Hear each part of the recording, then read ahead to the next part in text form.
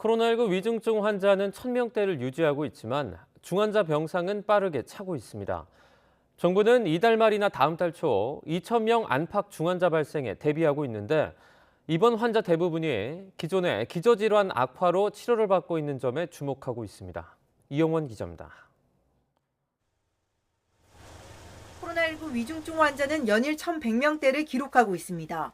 확진 규모와 2, 3주 시차를 두고 중환자가 늘어나는 점을 고려하면 20만 명에서 최대 60만 명대에 달하는 확산세에도 위중증 증가폭은 둔화했다는 평가입니다. 특히 지난해 12월 델타 유행 때와 비교하면 확진자 대비 중환자 규모는 확연히 줄었습니다. 당시 7,000명대 확진에 위중증은 1,100명대까지 치솟았는데 현재는 30배 넘는 확진에도 중환자 숫자는 비슷한 겁니다. 확진자 증가 폭에 비해 위중증 환자 증가는 둔화되어 나타나는 경향입니다.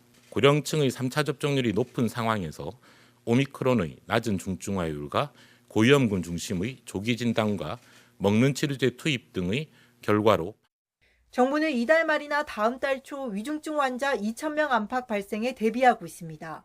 다만 실제 중환자실이나 준중환자실 입원 환자는 더 큰 폭으로 늘 수 있다고 예측했습니다. 현재도 위중증 환자는 1,000명대지만 중증 병상은 5,000개 넘게 가동 중입니다. 코로나19 감염 증상 자체는 약하지만 기존 기저질환 악화로 치료받는 환자 비중이 크기 때문입니다.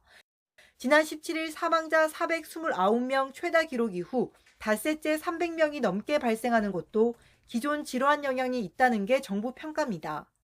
기저질환 계통의 증상 악화로 인한 중증도를 가진 환자분들이 대략 4분의 3 정도로 지금 평가되고 있는 중이었습니다. 확진되더라도 기존 질환 치료에 빈틈이 없어야 피해를 최소화할 수 있는 만큼 정부는 의료계 협조를 당부했습니다.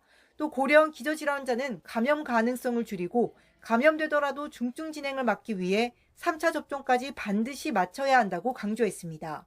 YTN 이영훈입니다.